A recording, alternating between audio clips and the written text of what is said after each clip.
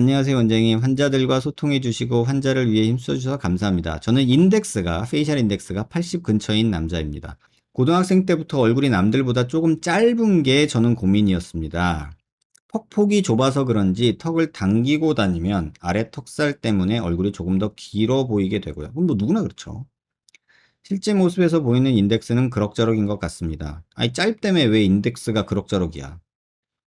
그것도 좀 이상하죠? 허나 한 번 사는 인생 언제까지 그런 거 신경 쓰고 다니고 싶지 않냐. 특출나게 나지 않아도 정상치에 있고 싶어서 성형을 마음먹었습니다. 그러니까 정상치라는 거에 이분이 이제 꽂히신 건데, 이 정상치 인덱스를 이제 아신 거죠. 인덱스를 배운 거예요. 그래서 이 정상치라는 거에 꽂히셨어요. 여러 영상 뒤지다가 원장님 정보 보게 되었고, 사각턱 자른다고 갸름해지지 않는다. 그래서 부끄러운 무릅쓰고 고민 털게 됐습니다. 자, 턱 길이 연장할까, 광대 줄일까, 둘 중에 하나 선택하려고 했는데, 저는 얼굴 비율은 나쁘지 않고, 이건 본인 생각이죠. 약간의 부정교합이 있지만 심한 무턱은 아니라, 결국 무턱이란 얘기예요. 광대를 손봐서 인덱스를 맞추고 싶은데, 그게 두상과 침생 등 여러 가지 고려돼야 광대를 줄였을 때 효과가 있지 않나 알 수 있고, 광대를 넣으면 하관 쪽이 넓은 물방울, 이게 아마 이제 하관 쪽이 넓은 물방울이라는 게 얼굴이 이렇게 있으면 광대가 이렇게 줄어서 이제 턱이 이렇게 보이지 않겠냐. 둘리, 둘리 마냥. 이렇게 보이지 않겠냐. 이제 이걸 걱정하시는 거죠. 그러니까 혼자서 생각하면 이렇게 4차원 세계가 펼쳐진다니까요. 지식이 많은 전문의의 판단이 있어야 한다고 생각합니다. 그래 놓고서 혼자 병원 놀이 하잖아요. 그러면 안 된다니까요. 병원 만나세요, 의사 선생님을. 이렇게 질문 드려도 되는지 모르겠는데, 아니, 되는데, 제가 왜 혼자서 이런 고민을 하고 있는지가 궁금해서 그래요. 피부 두께는 평균보다 살짝 얇은 정도인 것 같습니다. 평균은 얼마인지 아시나요? 어떻게 얇다고 판단하고 계시죠? 두상 크기는 평균인데 평균이 얼만데요? 폭이 조금 좁은 쪽인 것 같습니다. 이게 뭔 소리죠? 두상 크기는 평균인데 폭이 좁다. 저는 이 말도 이해를 못하겠어요. CT상 두상 뒷부분이 잘리고 턱 밑이 조금 잘려 있습니다. 뭐 그것까지는 오케이. 그래서 이거 보여드릴게요. 메일에 이렇게 왔어요. 그러니까 제 영상을 보시고서 아 이거 교근 두께가 나 15mm나 되는구나 뭐 이렇게 이제 측정을 본인이 이제 막 하고 계신 거죠. 그죠? 그 다음에 이걸 막 잰 거예요. 이제 광대 이거 페이셜 인덱스를 재려면 이 광대 너비를 재야 되고 그죠? 그 다음에 이제 요거를 이제 턱을 이제 이렇게 잰다 이건데 아니 턱 길이가 잘렸는데 어떻게 인덱스를 재죠? 지금 턱 CT가 잘렸잖아요. 여기 턱 끝이 없어요. 뭐 어디까지는 뭐 그렇다 쳐요. 그래, 좋아. 뭐 그렇다 치고 뭐 인덱스는 80 정도 된다. 어떻게 쟀는지 모르겠는데 CT가 이런 CT로 쟀다면 어떻게 쟀을까? 이런 생각이 들고요. 일단 광대 너비가 지금 이 숫자가 아니라 이 숫자 같거든요. 139요. 근데 대한민국 남자 광대 너비는 135예요. 제가 인덱스 보지 마시고 평균치부터 먼저 보시자라고 제가 아까 말씀드렸죠. 이 뜻이에요. 자, 대한민국 남자의 평균치는 135예요. 광대 너비가.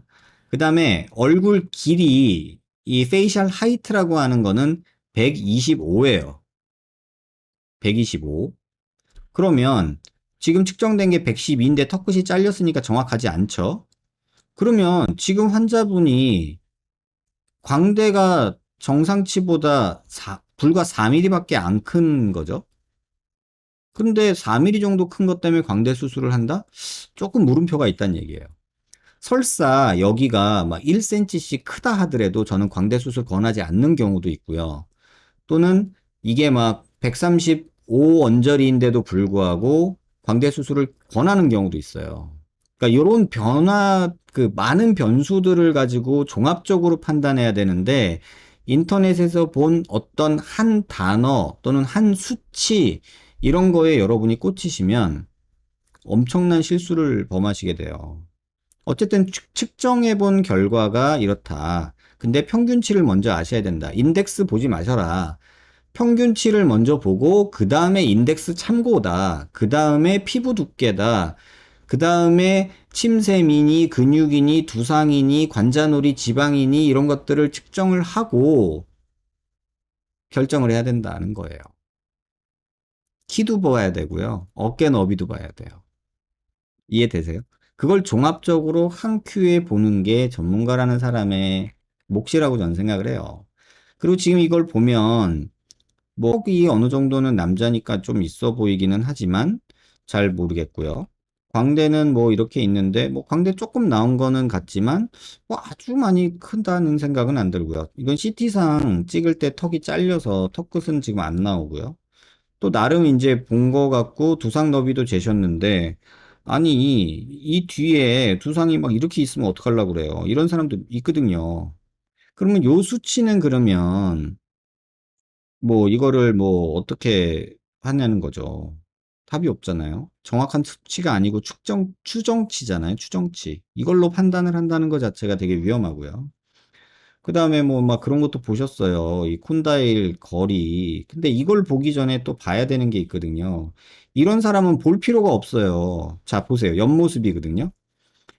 오늘 이 얘기를 좀 해드릴 건데, 자, 보세요. 입을 다물고 있는데, 이 콘다일의 요 녀석하고요.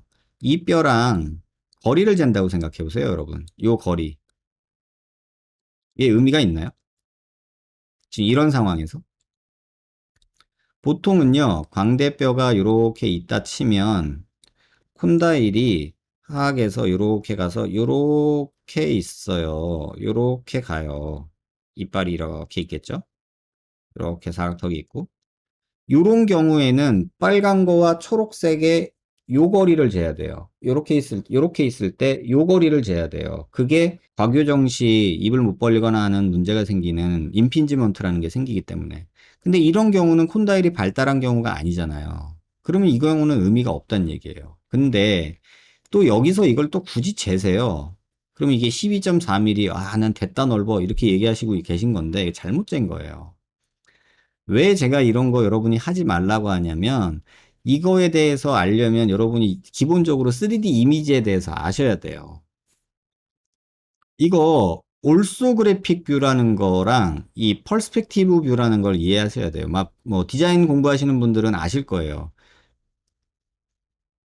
이게 올소그래픽 뷰예요. 이게 퍼스펙티브 뷰고요. 무슨 차이가 있죠? 주전자가? 이게 저희가 CT를 보거나 할 때 주로 보는 그런 뷰고요. 이게 이제 퍼스펙티브 뷰라고 해가지고 원근법을 이제 한 건데 잘 보시면 앞에 있는 주전자나 뒤에 있는 주전자나 올소그래픽 뷰에서는 주전자 사이즈가 다 똑같아요. 근데 퍼스펙티브 뷰에서는요. 원근법 때문에 주전자가 점점 작아져요. 멀어질수록. 보이시나요? 이게 3D 이미지를 만들 때 이게 하는 방식이거든요. 그 다음에 3차원 공간에서 우리가 보는 거는 이거는 2D잖아요. 이미지잖아요. 이건 투형 이미지라고 그래요, 이거를. 이런 사람이 이런 안에 박스 안에 있는 이런 입체 모형을 봐요. 나무 조각을. 그러면 이쪽에서 보면 이렇게만 보인단 말이에요. 자, 여기서 잘 보세요. 내가 3차원 공간에서 이 점하고 이 점하고의 거리를 잰다고 생각해 보세요.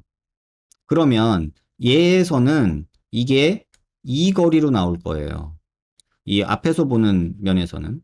근데 옆에서 보는 면에서는 이 점하고 이 점하고의 거리를 나타낼 거예요.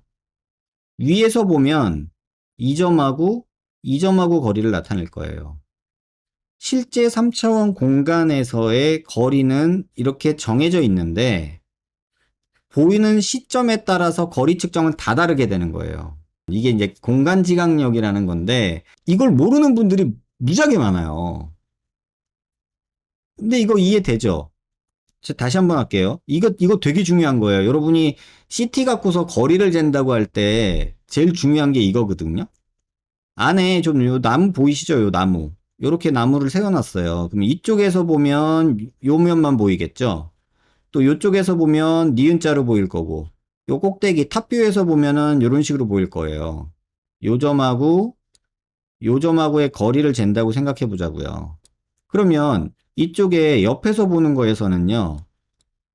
요 점하고 요 점을 재는 게 될 거예요. 그쵸? 여기서부터 여기까지 재는 게 되겠죠? 근데 여기 탑뷰에서는 요 점하고 여기랑 재는 게 되겠죠? 얘에서는요. 여기하고 여기를 재는 게 되겠죠? 이거 천천히 한번 봐보세요. 이게 이해가 되셔야 돼요. 실제로는 나는 3차원 공간에서 이 거리를 재고 싶은 거예요. 그런데 보는 위치에 따라서 측정되는 값이 다 달라진다는 거예요. 그래서 요거를 여러분들이 아시고 뭐 소프트웨어 갖고서 만져보셔야 되는데 의사들도 이거 모르는 사람 많아요. 심지어 성형외과 구강외과 의사들하고 얘기를 하는데 요거를 이해를 못 해가지고 제가 아이고 속 터져 그랬던 적이 있어요. 그러니까 우리가 보여지는 것도 3차원 이미지로 CT로 구현해내는 것도 뷰를 어떻게 잡냐에 따라서 주전자가 이렇게 같은 사이즈로 보이는 것도 있고 퍼스펙티브 뷰로 보면은 원근법으로 점점 이렇게 작아지는 것도 있어요. 그래서 지금 질문을 주셨기에 제가 한번 재드려 볼게요. 자, 예를 들면 이게 CT 프로그램에서요. 재는 방법이 두 개가 있어요. 일단 제가 거리를 한번 재볼 텐데 폰다일 헤드랑 여기랑 이렇게 재셨잖아요. 여기랑 여기랑 이렇게 재셨거든요. 크게 할까요? 그분이 잰 대로 재보면요. 요 점하고 여기까지 쟀잖아요. 그러니까 14mm 이렇게 딱 나왔어요. 자, 요 숫자 잘 보세요. 이 숫자가 어떻게 변하는지 보세요. 제가 이걸로 막 움직여 볼게요. 지금 14.1mm로 나오죠. 이렇게 움직이면 변해요, 안 변해요? 안 변하죠. 보이세요? 제가 이렇게 아무리 움직여도 안 변하죠. 그쵸? 그런데 내가 필요한 건 뭐냐면요. 이 점하고 이 점하고의 거리가 아니라 이렇게 봤을 때 얘랑 얘 사이에 2D에서의 거리란 말이에요. 어떤 경우는. 그러면 제가 자를 대볼게요.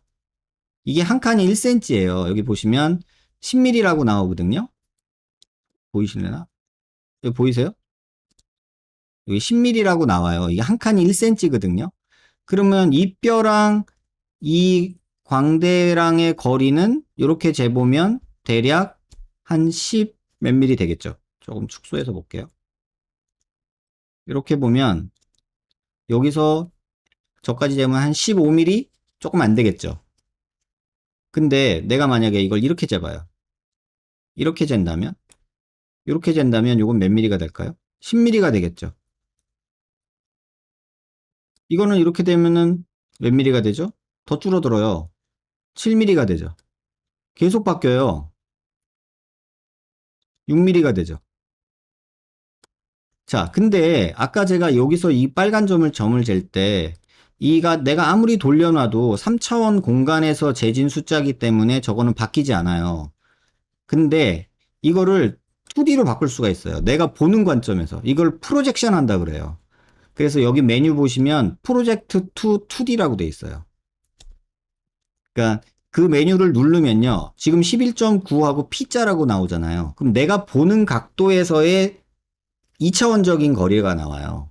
그럼 요걸 저희는 주로 써야 돼요. 그럼 여기서 한번 제가 움직여 볼게요. 숫자가 어떻게 바뀌나? 자, 어떻게 바뀌죠? 막 바뀌죠? 막 바뀌죠? 이렇게 하면은 막 2mm까지도 줄어요. 이렇게 하면 겹쳐 보이게 만들 수도 있으니까는 0. 몇 mm로 줄겠죠? 안 보이시나? 여기 보세요. 이렇게 보면은 2D 상에서의 이 점과 이 점의 거리는 내가 보는 관점에서는 요거는 0.75mm예요. 근데 3차원 공간에서는 14.6mm란 말이에요. 이거를 내가 원하는 대로 재야 돼요. 그냥 단순히 그냥 점 찍고 잰다고 되는 게 아니라. 그러니까 이걸 이해해야 돼요. 이걸 3D 공간에서 재면은 내가 아무리 움직여도 저 숫자는 바뀌질 않아요. 왜? 절대 공간의 거리니까. 근데 제가 전에도 몇 번 말씀드렸어요. 이렇게 보여드릴 수도 있지만 똑같은 거리에서 이렇게 보여드릴 수도 있어요. 그럼 여러분은 제 손과 손의 거리가 어떻다고 보시는 거예요? 거의 붙어 있다라고 얘기할 수 있잖아요. 하지만 실제는 이만큼 떨어져 있는 거예요. 내가 보는 거에 따라서 달라진단 말이에요, 거리가. 2D에서는. 이걸 이해하셔야 돼요. 그래서 내가 보는 관점에서 어떻게 재지냐. 이거를 프로젝션이라고 그래요. 그래서 3D 그 상태, 입체를 내가 2D 상에서 프로젝션에서 판단하는 게 의미가 있을 때가 있고요. 3차원 공간에서의 절대 거리가 중요할 때가 있어요. 그래서 이거를 이렇게 왔다 갔다 써야 돼요. 그러니까 이게 조금 어려울 수 있죠. 그런데 이런 식으로 재면은 이제 말이 안 되는 숫자가 돼버리는 거예요, 이게. 12.4.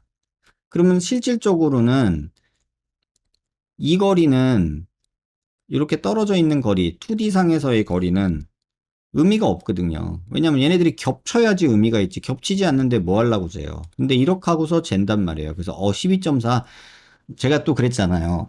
광대 줄이면은 저게 한 3mm는 최소한 떨어져 있어야 된다. 그러면 야, 씨, 나 저거 보니까 나 9mm 줄일 수 있다. 이제 이러고 있단 말이에요.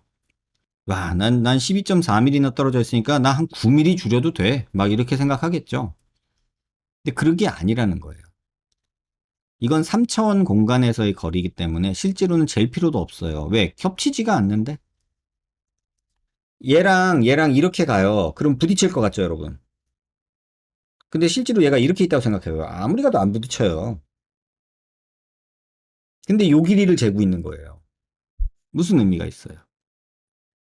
그래서 그냥 뭐 막 하실 건 아니고 뭔가를 좀 알고 재셔야 되는데 이거 블로그 쓰시는 원장님 중에서도요. 이거 이해 못하고 숫자 막 재시는 분들 계세요. 제가 보고서 깜짝 놀랐거든요. 저거 나중에 알면 되게 창피하겠다. 이런 느낌이 들었던 게 있었어요. 그러니까 블로그에 뭐 6mm가 줄었죠? 하고서 이제 딱 봤는데 그거 아닌데 이런 때가 있었어요. 블로그 많이 하시는 분들 중에.